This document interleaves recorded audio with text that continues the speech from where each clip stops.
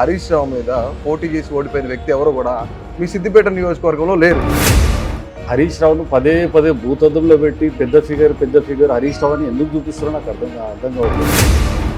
నేను ఓడిపోలేదండి, నేను ప్రజల్లో గెలిచాను నేను అనుకుంటున్నాను. ఎట్లా అసలు ఏ కాన్ఫిడెన్స్ తో ప్రజలు నాతో ఉంటారని, ఏ నమ్మకంతో ఉంటున్నారు అసలు? ఈ రోజు నేను ఆడ పొద్దుగాల 8 గంటలకు కూర్చుంటే రాత్రి 11 గంటలకు ఆఫీస్లో కూర్చుంటే అన్ని ప్రజా సమస్యలు నా దగ్గరకు వస్తూ ఉన్నాయి.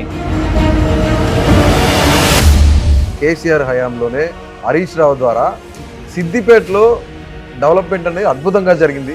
సిద్దిపేటలో అభివృద్ధి కాదు, భూ కబ్జాలో నెంబర్ 1 సిద్దిపేట. మామ అల్లుళ్ళు 33 సంవత్సరాల నుంచి వాళ్ళే కదా పరిపాలించింది, అవునా? మరి 33 ఏళ్ళలో మీరు సిద్దిపేటకి ఏం చేసిరు? ఈ 100 రోజుల్లో కాంగ్రెస్ ప్రభుత్వం ఏం చేసిందో మేము చూస్తున్నాం, గత 10 ఏళ్ళు మేము ఏం చేసిందో మేము చూసాను. కేటీఆర్ డైరెక్ట్ గా చెప్తున్నారు. సిగ్గుండాలి మీకు మాట్లాడడానికి. ప్రభుత్వాన్ని వలగొడతాం, ఉద్యోగాలు ఇయ్యలేదు. అరే వచ్చి 100 రోజులు అవుతుంది కదా. కాంగ్రెస్ పార్టీ 120 రోజుల పాలనలో ప్రజా వ్యతిరేకతను ఎదుర్కొంటుంది. ఇప్పుడు గ్రామ స్థాయిలో కూడా కాంగ్రెస్ పార్టీని ప్రజలు వ్యతిరేకిస్తున్నారు అంటున్నారు. ఈ ఎన్నికల్లో మీకు బుద్ధి చెప్తారా, మాకు బుద్ధి చెప్తారా? ప్రజాక్షేత్రంలో తెలుసుకుందాం. కేటీవీ తెలుగు యూట్యూబ్ ఛానల్లో మీ వ్యాపార ప్రకటనల కోసం 9154949554కి కాల్ చేయండి. ఈరోజు తెలంగాణ రాష్ట్రంలోనే ఒక ప్రత్యేకమైన నియోజకవర్గం గురించి మాట్లాడదాం. ఆ నియోజకవర్గంలో ఇప్పుడు గెలిచిన ఎమ్మెల్యేకి ఎవరు నిలబడ్డా సరే మళ్ళీ రెండోసారి ఆ నియోజకవర్గంలో ఆ వ్యక్తే కనిపించరు. కానీ గత ఎన్నికల్లో 2023 ఎన్నికల్లో కాంగ్రెస్ పార్టీ ఇన్ఛార్జిగా నిలబడి పోరాడి ఓడిపోయిన పూజల హరికృష్ణ మనతో ఉన్నారు. మనం ఒకసారి మాట్లాడదాం. అన్న నమస్తే. నమస్కారం అండి. ఎలా ఉన్నారు? Fine, very good.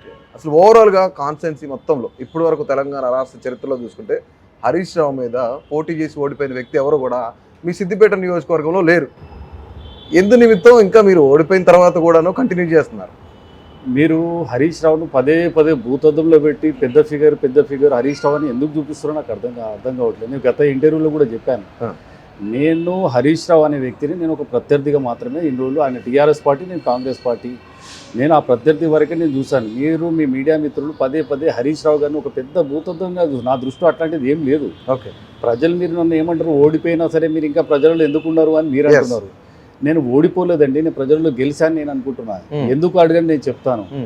ఓడిపోయిన తెల్లారి నుంచి నేను సిద్దిపేటలో ఒక క్యాంప్ కార్యాలయాన్ని ఏర్పాటు చేసుకొని భూమి పూజ చేసుకొని మా మైనంపల్లి హనుమంతరావు గారిని, మంత్రి గారిని పిలిపిస్తేసి భూమి పూజ చేసి ఒక క్యాంపు కార్యాలయం కట్టుకున్నాను. ఎందుకు కట్టుకున్నానంటే నేను ఎన్నికల ప్రచారంలో పోయినప్పుడు ఏ తల్లి అయినా, ఏ చెల్లి అయినా, ఏ తమ్ముడైనా, ఏ రైతన్న అయినా నాకు ఒక బాధలు చెప్పేది ప్రచారంలో. ఇంటింటికి పోయినప్పుడు, అన్న మేము ప్రజా సమస్యలు మా బాధలు చెప్పుకోవడానికి ఇక్కడ స్థానిక ఎమ్మెల్యే అందుబాటులో ఉండడు, కేవలం నాయకులకు మాత్రమే అందుబాటులో ఉంటాడు.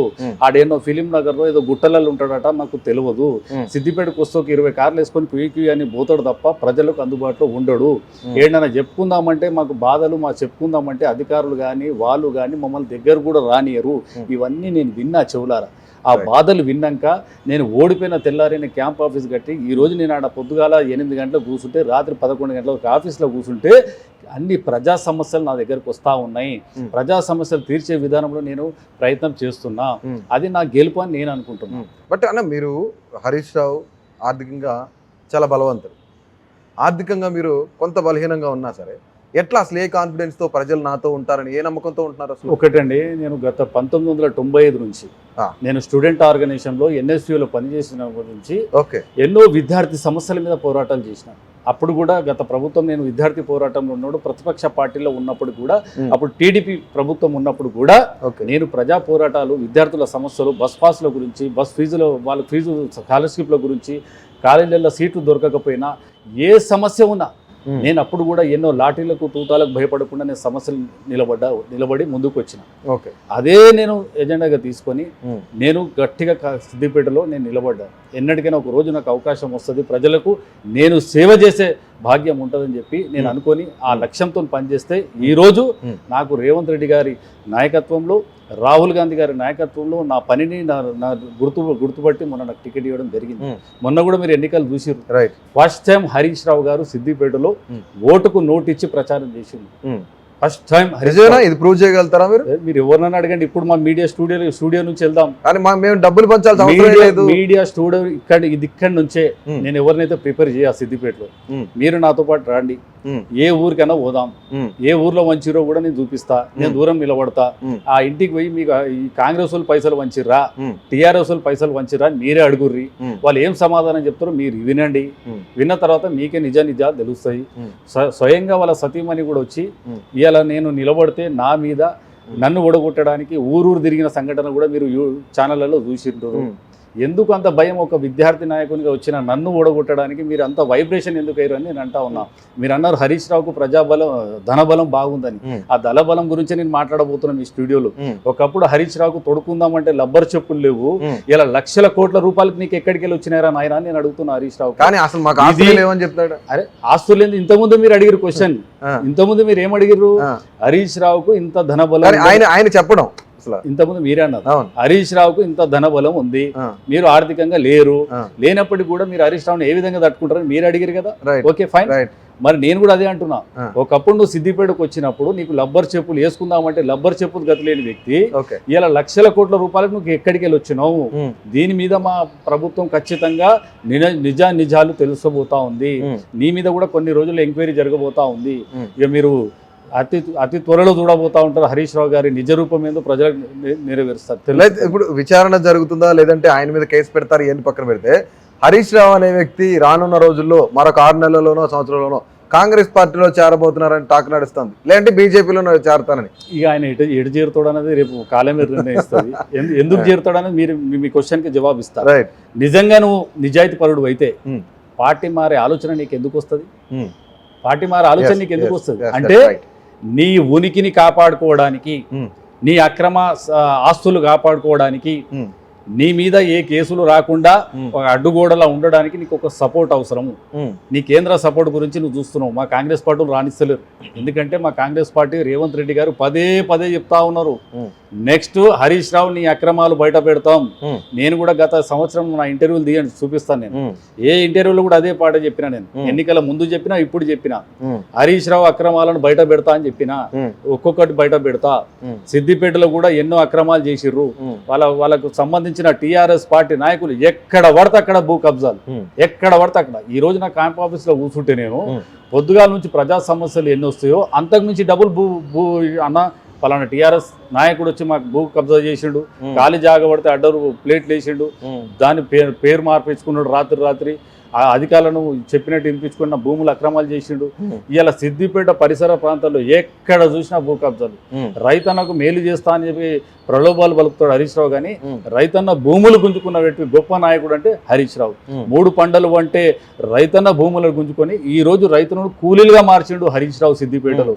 బిడ్డ హరీష్ రావు గుర్తుపెట్టుకో, ఏ నాయకుడైనా సరే రైతన్నను ఎప్పుడైతే వాళ్ళను సుఖ సంతోషాలతో చూడలేదో, రైతన్న కన్నీరులో కన్నీటి వచ్చిందో ఏ నాయకుడు బాగుపడలేదు. కానీ హైదరాబాద్ తర్వాత తెలంగాణ రాష్ట్రంలో సిద్దిపేట నంబర్ 2 సిటీగా ఉంది అని చెప్తున్నారు. డెవలప్మెంట్ బాగా జరిగిందని చెప్తున్నారు. అది నిజమా కాదా? సిద్దిపేటలో నిజమా కాదా అంటే ఇప్పుడు నేను నిరూపిస్తా. సిద్దిపేటలో మొన్నటికి మొన్న 1000 ఎకరాలు రంగనాయక సాగర్ ప్రాజెక్టు పేరు మీద 1000 ఎకరాల భూములను, రైతన్న భూములను, 3 పంటలు వండే భూములను మీరు భూసేకరణ చేయకుండా 2013 భూసేకరణ చట్టం కాంగ్రెస్ ప్రభుత్వం తెచ్చింది. అప్పుడు ఆ చట్టం ప్రకారం వాళ్ళకు నువ్వు ఇవ్వాల్సిన డబ్బులు ఇవ్వకుండా ఎకరానికి 50 లక్షలు, అప్పుడు ఎకరానికి 50 లక్షలు 60 లక్షలు వలుకుతున్న భూమిని నువ్వు ఎంత ఇచ్చినావు? 6 లక్షల రూపాయలు ఇచ్చిన ఎకరం జాగానికి తీసుకొని భూసేకరణ నువ్వు లీగల్గా చేయకుండా ఈ రోజు భూసేకరణ చేసి నేను ఆడ రంగనాయక సాగర్ ప్రాజెక్టు పేరు మీద, కాలువల పేరు మీద నేను రిజర్వాయర్ కట్టి రైతులను ఆదుకుంటానని చెప్పిన వ్యక్తివి ఈ రోజు నువ్వు ఆ భూమిని మొత్తం నీ ఫామ్ హౌస్, గెస్ట్ హౌస్ వాడుకుంటాను. రైతన్న భూములు తీసుకొని నువ్వు ప్రాజెక్టు పేరు మీద తీసుకొని అక్రమంగా భూసేకరణ చేయకుండా దౌర్జన్యంగా లాక్కొని బెదిరించి ఇయ్యని రైతుల మీద కేసులు బనాయిస్తా అని చెప్పి అక్కడ స్థానికంగా ఉన్న నాయకులు కూడా వాళ్ళ ఇళ్లలో దౌర్జన్యంగా సంతకాలు చేసుకొని ఈ రోజు వాళ్ళకు ముష్టి ఒక 6 లక్షల రూపాయలు ఇస్తే ఈ రోజు రైతులు రోడ్ల మీద పడి ఎటు ఉసుక పట్టడానికి, ట్రాక్టర్ మీద పనికి, కూలి పనులకు పోతురు. ఇదంటే కారణం నువ్వు కాదా అని నేను అడుగుతా ఉన్నా.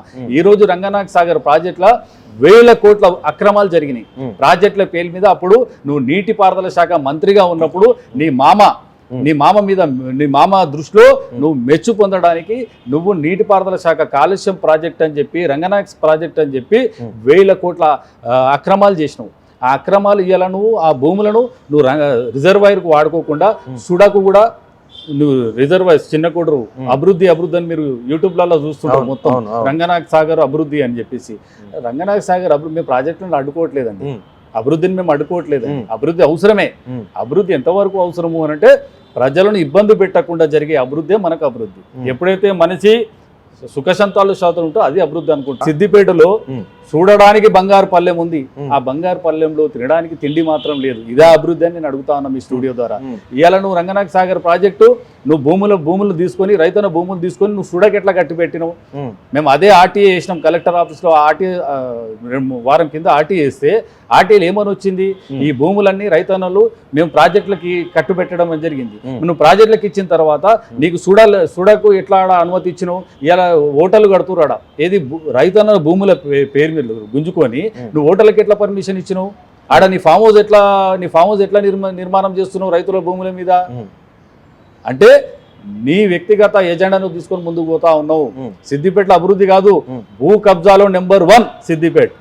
కానీ చెరువుల పునరుద్ధరణ రైతులకు మంచి చేయడానికి చెరువులను పునరుద్ధరించి వ్యవసాయానికి నీళ్ళు అందించింది కేవలం కేసీఆర్ ప్రభుత్వమే, ఈ యొక్క గవర్నమెంట్ బీఆర్ఎస్ గవర్నమెంట్ అని చెప్తారు. దీనికి ఏమంటారు? 8,000 ఎకరాలకు నువ్వు నీళ్లు విడుదల చేసినావు, శీతపడతాను విడుదల చేయాలని మా కాంగ్రెస్ పదే మా సీనియర్లు చెప్తున్నాం, మేము కూడా చెప్తున్నాం.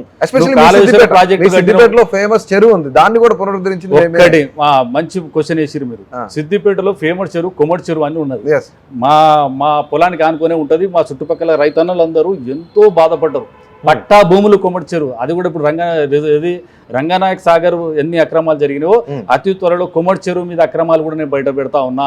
కొమ్మటి చెరువు మీద నువ్వు రంగుల రాట్నాలు తెచ్చి కలర్లు పెట్టి పెద్ద స్కోపులు పెట్టి ఏదో చేస్తున్నావు తప్ప కొమ్మటి చెరువు అభివృద్ధి కారడానికి ఒకప్పుడు 50 ఎకరాల కొమ్మటి చెరువును ఈ రోజు 200 ఎకరాల వరకు నువ్వు చేసినవు అంటే ఎంతో మంది రైతుల పట్టా భూములను లాక్కున్నావు.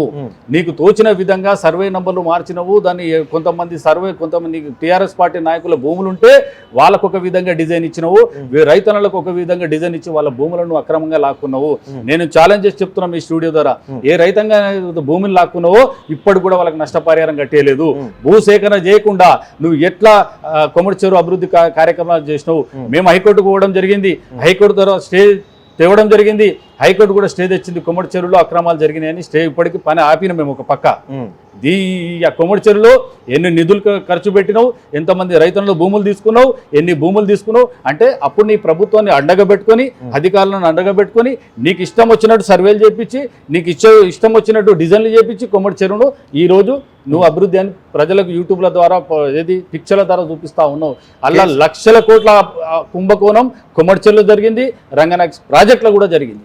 కేసీఆర్ హయాంలోనే హరీష్ రావు ద్వారా సిద్దిపేటలో డెవలప్మెంట్ అనేది అద్భుతంగా జరిగింది. రోడ్లు వచ్చినాయి, కరెంట్ వచ్చింది, నీళ్ళు వచ్చినాయి, చెరువుల పునరుద్ధరణ జరిగింది, రైతులందరికీ రైతు బీమా కానీ ఇవన్నీ ఇస్తున్నారు, పంటకి నీళ్ళు ఇస్తున్నారు. కానీ ఇంకా పూజల హరికృష్ణ సిద్దిపేట నుంచి ఏం ఆశిస్తున్నారు? ప్రజలకు ఏం చేద్దాం అనుకున్నారు? అసలు ప్రజలు ఈరోజు సిద్దిపేటలో సంతోషంగా లేరు, వాస్తవానికి సంతోషంగా లేరు. నేను ఒక కాంగ్రెస్ పార్టీగా చెప్తలేను, ప్రజల పక్షాన నిలబడ్డ ఒక యువకునిగా, వాళ్ళ బిడ్డగా, వాళ్ళ తమ్మునిగా చెప్తున్నా. సిద్దిపేటలో బాధలు తీసుకొని నా దగ్గరకు వస్తే ఏడుపు వస్తుందండి. సిద్దిపేటలో ఎంతో మంది నిరుద్యోగులు నా ఆఫీస్కు రోజుకు ఒక 50 నుంచి 100 మంది బయోడేటాలు తీసుకొని ఆఫీస్కి వస్తా ఉన్నారు. అన్న నేను MBA కంప్లీట్ చేసిన, డిగ్రీ చేసిన, నాకు మొన్న ఏఎన్ఎం పోస్టులు పడ్డాయి, నాకు ఏఎన్ఎం ఉద్యోగం ఇప్పి నా పిల్లలు చిన్న పిల్లలు ఇంతమంది నా దగ్గరికి ఎందుకు వస్తున్నారన్న? నిజంగా నువ్వు అభివృద్ధి చేస్తే ఉంటే సిద్దిపేటలో వాళ్ళకు ఉద్యోగ అవకాశాలు కల్పిస్తే వాళ్ళు ఎందుకు నా దగ్గరకు వస్తున్నారు?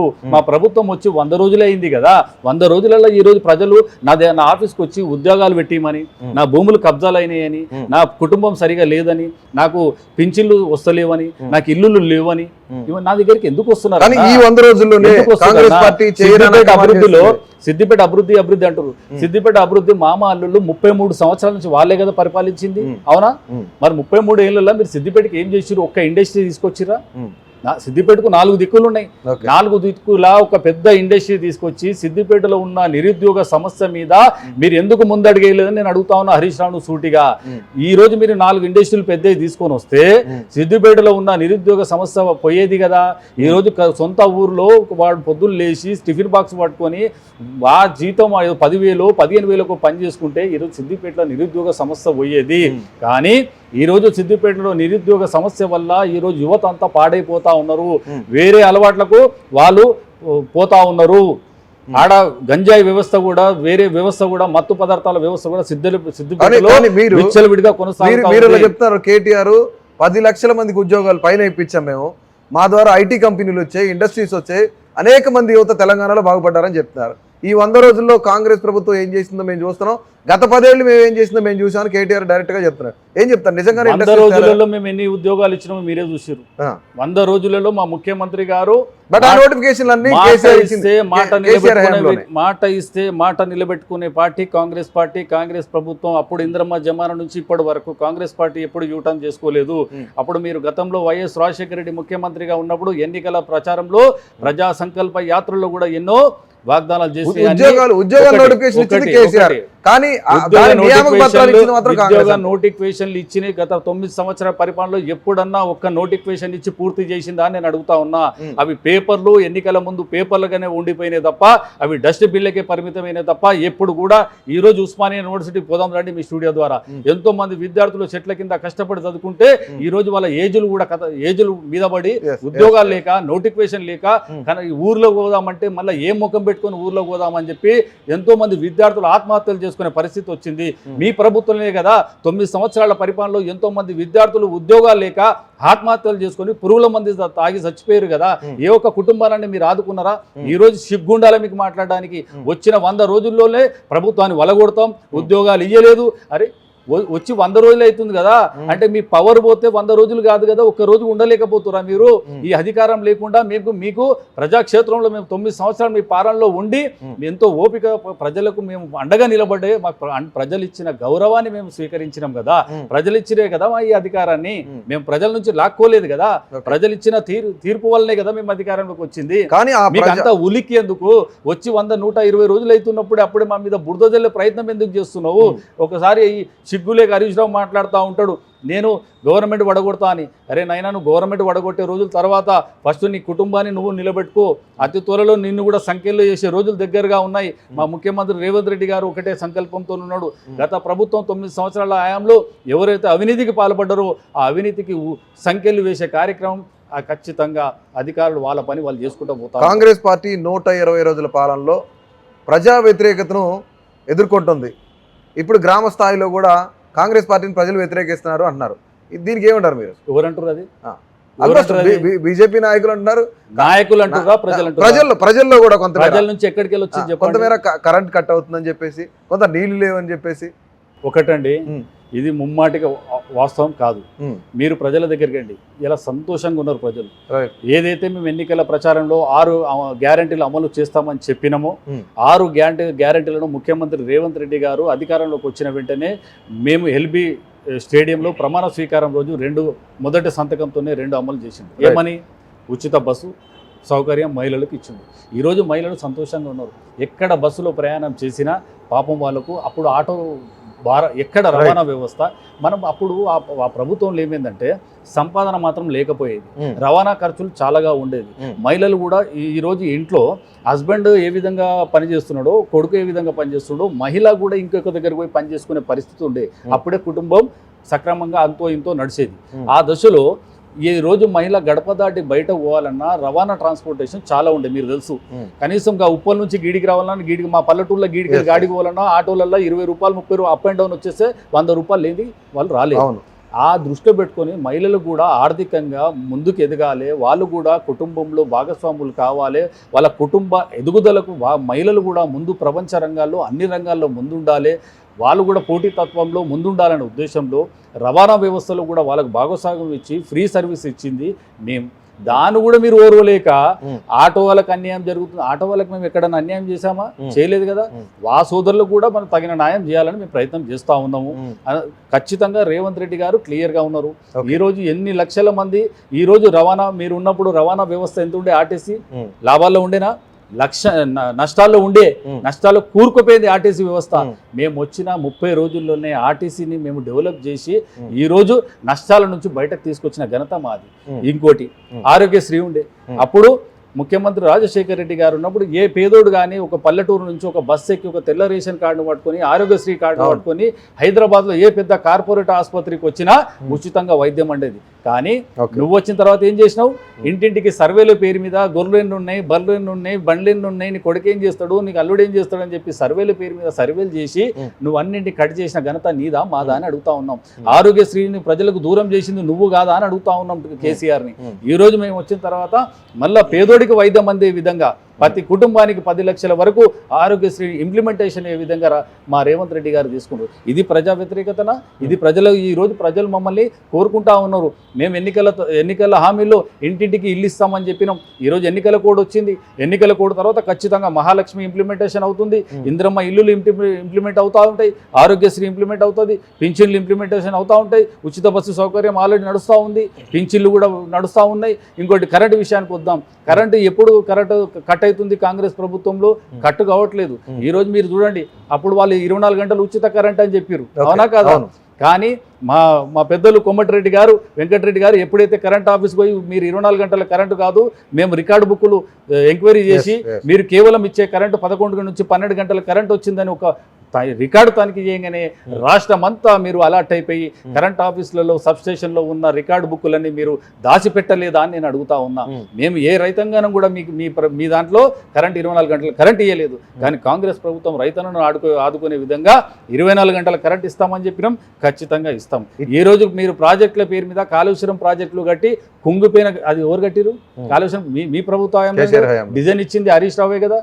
ఇంజనీర్లు పక్కన పెట్టిండు హరీష్ రావు. తానే డిజైనర్, తానే పెన్ను, తానే కలం, తానే పేపరు, ఆయననే మంత్రి, ఆయననే డిజైనర్. ఇలా డిజైనర్ పేరు మీద రీడిజైనర్ పేరు మీద ప్రాజెక్టులు కట్టి 1000 కోట్ల ప్రభుత్వ దుర్వినియోగం చేసుకొని ఈరోజు మా మీద బురద నవ్వుతారు ప్రజలు. ఎవరన్నంటే ఈరోజు అంతెందుకండి, రేపు మాపు పార్లమెంట్ ఎన్నికలు ఉన్నాయి. ఈ ఎన్నికల్లో మీకు బుద్ధి చెప్తారా, మాకు బుద్ధి చెప్తారా? ప్రజాక్షేత్రంలో తెలుసుకుందాం. నిజంగా ప్రజలు మాకు వ్యతిరేకతంగా ఉంటే ప్రజలు మాకు ఓటేయరు. రైట్, పార్లమెంటు ఎన్నికలు అన్నారు కాబట్టి, లోక్సభ ఎన్నికలు అన్నారు కాబట్టి, ఎస్పెషల్లీ ఇక్కడ బీజేపీ కాంగ్రెస్ మధ్య చూసుకున్నట్లయితే నిన్న మహేశ్వర్ రెడ్డి గారు బీజేపీ ఎమ్మెల్యే, కాంగ్రెస్ పార్టీ మంత్రులు 4 మాతో టచ్లో ఉన్నారు, మేము అనుకుంటే 48 గంటల్లో కాంగ్రెస్ ప్రభుత్వాన్ని కూల్చేస్తామని చెప్తున్నారు. ఏమంటారు దీన్ని? మరి అనుకోమని రాదు. ఇవన్నీ ఎందుకు ఈ మీడియా ముంగడికి వచ్చేయాలి? గొప్పలు చెప్పు. ఇప్పుడు అని నిన్న ప్రెస్ మీట్ పెట్టి దాదాపు 2 రోజులు అవుతుంది అనుకుంటా. అవునా? 48 గంటలు గడిచిపోయింది కదా. మరి అనుకోమను 4 మంత్రులు ఎవరున్నారు? నీకు గవర్నమెంట్ వలగొట్టి చూద్దాం. ఇవన్నీ వాళ్ళ ఉనికిని కాపాడుకోవడానికి వాళ్ళ దగ్గర అస్త్రం ఏం లేదు. ఇప్పుడు మీ నరేంద్ర మోదీ కేంద్రం నుంచి విచ్చలవిడిగా డబ్బులు పంపిస్తా ఉన్నాడు మీకు. మీరు ఎన్ని ఖర్చులైనా ఖర్చు పెట్టురని మా మీద ఎందుకు పడుతున్నావు? నీకు 4 మంత్రులు టచ్ ఉంటే చెప్పు, నీకు దమ్ముంటే వచ్చి చెప్పు. 4 మంత్రులు కూడా నేను షిండే అవుతా అని చెప్తున్నారు. ఇవన్నీ ఉట్టిముచ్చట్లు. వాళ్ళ ఉనికిని కాపాడుకు చేసే ప్రయత్నాలు తప్ప ఈ రోజు ఎవ్వరు నమ్మే ప్రయత్నంలో లేరు. బీజేపీ వాళ్ళని నమ్మరు, టీఆర్ఎస్ పార్టీ వాళ్ళని నమ్మరు. BJP party only Narendra Modi ఒక్కటి చెప్తాను. మీరు పదే అంటారు నరేంద్ర మోదీ. అరే, నరేంద్ర మోదీ అధికారంలోకి రాకముందు ప్రతి వేదిక మీద ప్రతి రాష్ట్రంలో తిరిగి ఏమని చెప్పిండన్నా? ఇంటికి ఒక ఉద్యోగం ఇస్తా అని చెప్పిండా చెప్పలేదా? తర్వాత నల్లధనం ఏదైతే ప్రపంచ దేశాలలో నల్లధనం ఉందో ఆ నల్లధనాన్ని తీసుకొచ్చి పేదోడు అకౌంట్లో 15 లక్షల రూపాయల అకౌంట్లు వేస్తా అని చెప్పిండా? మరి ఇంటికి ఒక ఉద్యోగం ఇచ్చినవా? నువ్వు 15 లక్షల రూపాయలు పేదోని అకౌంట్లో వేసినవా? ఇప్పటికీ నువ్వు అధికారం ఎక్కి ఇన్ని సంవత్సరాలు అవుతుంది కదా. మరి ఏం భోగం పట్టుకొని బీజేపీ ప్రజలకు వస్తుందో మీరు మోదీ డబ్బులు పంపించారు. ఒక హిందుత్వ వాదాన్ని మీరు అడ్డు పెట్టుకొని రాజకీయం చేస్తున్నారు తప్ప ప్రజా అభివృద్ధి కానీ, ప్రజా శ్రేయస్సు కానీ, రాష్ట్ర అభివృద్ధి కానీ, ప్రజలకు ఉపయోగపడి ఏ ఒక్క పని బీజేపీ చేస్తలేదు. దానికి చీకటి ఒప్పందాలతో టీఆర్ఎస్ తానా అంటే తందానాన్ని ఆటలాడుతూ ఉన్నాయి. ఇప్పుడు డబ్బుల విషయం తీసుకొచ్చారు కాబట్టి ఒక ఇంట్రెస్టింగ్ టాపిక్ అడుగుతాను నేను. ప్రజలందరూ కూడా ఈ ఆన్సర్ కోసం ఎదురు చూస్తూ ఉన్నారు. అదే నిన్న మహేశ్వర్ రెడ్డి గారు ప్రెస్ మీట్లో అడిగారు. దేశం మొత్తం మీద కాంగ్రెస్ పార్టీకి ఎన్నికల ఫండ్ హైదరాబాద్ నుంచే, తెలంగాణ నుంచే వెళ్తుంది. దట్టు రేవంత్ రెడ్డి గారు ఈ వసూళ్ళన్నిటికి పాల్పడుతున్నారని చెప్తున్నారు. ఏమంటారు దీనికి? అసలు ఇవన్నీ తప్పుడు ప్రచారాలండి. ఇప్పుడు ఆ సెంటర్లో ఎవరున్నారు? కేంద్ర ప్రభుత్వం బీజేపీ ఉంది. బీజేపీ ఉంది కదా. నిజంగా వాళ్ళు చెప్పింది వాస్తవమే అయితే కేంద్ర ప్రభుత్వం మీరే కదా, కేంద్ర అధికార యంత్రాంగం మీదే కదా. నిజంగా ఇక్కడ నుంచి ఫండ్ తరలిస్తే మీరు దాన్ని అడ్డుకోండి చూద్దాం. అదే మా దగ్గర డబ్బే లేవురా దేవుడా అని చెప్పి మేమే ఇడుస్తా ఉంటే మేమెందుకు డబ్బు ఇక్కడ నుంచి తరలిస్తాము? నువ్వు తరలించలేదా? నువ్వు తరలించినవు. గుజరాత్లో ఎలక్షన్ కమిషన్ను చేతిలో పెట్టుకొని నీ సొంత గుజరాత్ స్టేట్ నుంచి ఎలక్షన్ కమిషన్ అడ్డుకు పెట్టుకొని ఎన్ని రాష్ట్రాల్లో నువ్వు అవినీతికి పాల్పడ్డావో ప్రజలకు తెలుసు, అందరికీ తెలుసు. ఇదంతా దుష్ప్రచారం చేసే ప్రయత్నాలు చేస్తున్నారు. ఎందుకంటే దేశంలో కూడా ఈరోజు కాంగ్రెస్ ప్రభుత్వం రాబోతా ఉంది. రాహుల్ గాంధీ గారి నాయకత్వంలో ఈరోజు రాహుల్ గాంధీ గారు ప్రజాక్షేత్రంలో మీరు భారత్ జోడో యాత్రతో మొదలుపెట్టిన సంకల్ప యాత్రను ఈరోజు ప్రజలు నమ్ముతా ఉన్నారు. రాహుల్ గాంధీ గారు ఏదైతే ప్రజల్లో ఉన్న విశ్వాసాన్ని వాళ్ళు రోజు రోజుకు వాళ్ళ విశ్వాసాన్ని చేకూరుతూ ఉన్నారు. కాబట్టి ఇవన్నీ మాటలు ఇవన్నీ పట్టించుకోకండి. ఇప్పుడు సిద్దిపేటకు సంబంధించి ఫైనల్గా ఒక క్వశ్చన్ అడుగుతాను మిమ్మల్ని. సిద్దిపేట ప్రజలకి ఏం చేద్దామని నిలబడుతున్నారు అక్కడ? సిద్దిపేట ప్రజలకు నేను న్యాయం చేద్దామని నిలబడతా ఉన్నా. నాకు టికెట్ ఇచ్చిన రోజు రేవంత్ రెడ్డి గారు ఒకటే చెప్పారు, హరికృష్ణ ఓటమి అయినా గెలిపోయినా నువ్వు ప్రజాక్షేత్రంలో ప్రజలకు అందుబాటులో ఉండాలి అని ఫస్ట్ రేవంత్ రెడ్డి గారు నాకు చెప్పారు. టికెట్ ఇచ్చే బీఫామ్ ఇచ్చే ముందు డెఫినెట్లీ ముఖ్యమంత్రి గారి మాటలను నేను గౌరవిస్తూ నేను ఖచ్చితంగా ఓడినా గెలిచినా ప్రజాక్షేత్రంలో ఉంటానని ఆ రోజున ఎన్నికల ప్రచారంలో కూడా చెప్పిన. ఈరోజు ప్రజలకు అండా అవసరము. ఆ అండలో నేను ఒక తమ్ముడుగా, అన్నగా, కొడుకుగా ఉంటేనే నేను కాంగ్రెస్ పార్టీలో ఒక నిజమైన సైనికుడిగా, నేను ఒక భరోసా ఇచ్చిన వ్యక్తిగా నేను ఉంటా. ఈరోజు సిద్దిపేటలో ఎన్నో అక్రమాలు జరుగుతూ ఉన్నాయి. ఆ అక్రమాలకు ఎవరైతే ప్రజలు బాధపడుతున్నారో ఆ బాధలో నేను ఒక చేదోడుగా ఉండాలని నేను ఆలోచిస్తూ ఉన్నా. ముఖ్యంగా హరీష్ రావు యొక్క అరచకాలను బయట పెట్టడానికి నేను సిద్ధంగా ఉన్నా. నాలుగోది, హరీష్ రావును అతి త్వరలో సంఖ్యలను జైలు వేపించే రోజే నేను సంతోషంగా ఉంటా. ఎందుకంటే ఇన్ని రోజు ప్రజల ఉసురును సిద్దిపేటలో నువ్వు చేసుకున్నావు. ఇంకోటి బయటకు రానియకుండా ఎవడన్నా బయటకు వస్తే వారి మీద తప్పుడు కేసులు పెడతా అని బెదిరించినవు. ఇవన్నీ బెదిరింపులకు ఆ నాంది బలకపోతా ఉన్నా. ఖచ్చితంగా కాంగ్రెస్ ప్రభుత్వం నాకు ఏదైతే కాంగ్రెస్ హయాంలో నాకు టికెట్ ఇచ్చిరో ఆ టికెట్ను నేను సరైన న్యాయం చేసి ప్రజలకు, యువకులకు, ప్రతి ఒక్కరికి అందుబాటులో ఉంటా.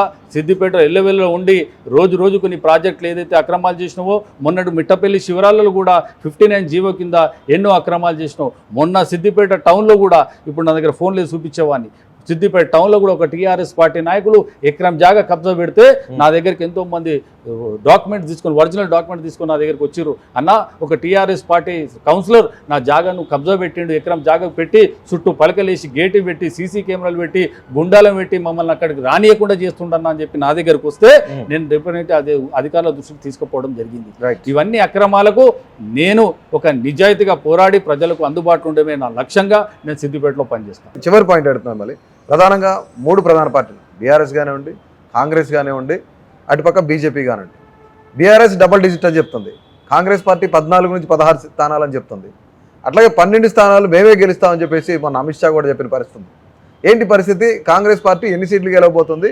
ఫైనల్గా అసలు ఈ యొక్క ఎలక్షన్ డబుల్ డిజిట్ ఫిగర్ ఏంటి, అసలు ఏం చెప్తారు? తెలంగాణలో ఖచ్చితంగా రేవంత్ రెడ్డి గారి నాయకత్వంలో మేము మంచి స్థానాలు మేము కొట్టబోతా ఉన్నాం. మీరు చూడండి, ఈరోజు ఎంపీ స్థానాలు ఏవైతే ఇచ్చినామో మంచి టికెట్లు ఇవ్వడం జరిగింది. మంచి సెలెక్షన్ చేసి మంచి సెలెక్షన్ టికెట్స్ ఇవ్వడం జరిగింది. మా మెదక్ లోక్సభ కానీ, మల్కాజ్గిరి ఏ స్థానాలను చూడండి, యువకులకు పెద్దపీట వేసిండు రేవంత్ రెడ్డి గారు. నిన్న భువనగిరి టికెట్ చామల కిరణ్ కానీ, అక్కడ రఘువీర్కి కానీ, ఇక్కడ నీలమ్మద్దుకు కానీ యువకులకు కూడా పెద్దపీట వేయడం జరిగింది. కాబట్టి ఖచ్చితంగా ప్రజలు ఈ రోజు కాంగ్రెస్ పార్టీకి పట్టం కట్టడానికి సిద్ధంగా ఉన్నారు. వచ్చే పార్లమెంట్ ఎన్నికల్లో తెలంగాణ నుంచి పెద్ద సంఖ్యలో గత కాంగ్రెస్ ప్రభుత్వంలో ఎట్లాగో మేము ఇచ్చినామో అదే బాధ్యతల్లో సోనియా గాంధీ గారికి, రాహుల్ గాంధీ గారికి, మల్లికార్జున్ ఖర్గే గారికి, ప్రియాంక గాంధీకి తెలంగాణ ప్రాంతం నుంచి అందరు కంకణ బద్దులు ఒక సైనికులుగా పనిచేసి ఈ 40 రోజుల్లో నిద్రాహారాలు మానేసి ప్రజల క్షేత్రంలో ఉండి ప్రజల వద్దకు ఉండి మేము ఓట్లు పెద్ద ఎత్తున సాధించుకొని ఇక్కడ నుంచి పెద్ద సంఖ్యలో మేము బహుమతిగా కేంద్రానికి ఇవ్వబోతా ఉన్నాము. కేంద్రంలో వచ్చేది కూడా కాంగ్రెస్ ప్రభుత్వమే, రాష్ట్రంలో మేమే ప్రభుత్వాన్ని మేము కంటిన్యూ చేయబోతా ఉన్నాము. ఇక బీఆర్ఎస్ పార్టీ అనేది రూపకల్పన లేకుండా పోతుంది తెలంగాణ రాష్ట్రంలో. మీరు చూడబోతారు, ప్రజలు కూడా చూడబోతారు. రైట్, చూసారు కదా, ఇది ఈరోజు ఇంటర్వ్యూ. మరొక ఇంటర్వ్యూలో మరొక ముఖ్యమైన నేతతో కలుద్దాం. అంతవరకు సెలవు, నమస్తే. Please do subscribe to Please do subscribe to Please do subscribe to Please do subscribe to Please do subscribe to Please do subscribe to KTV Telugu. KTV Telugu. KTV Telugu. KTV Telugu. KTV Telugu. KTV Telugu. Please do subscribe to KTV Telugu.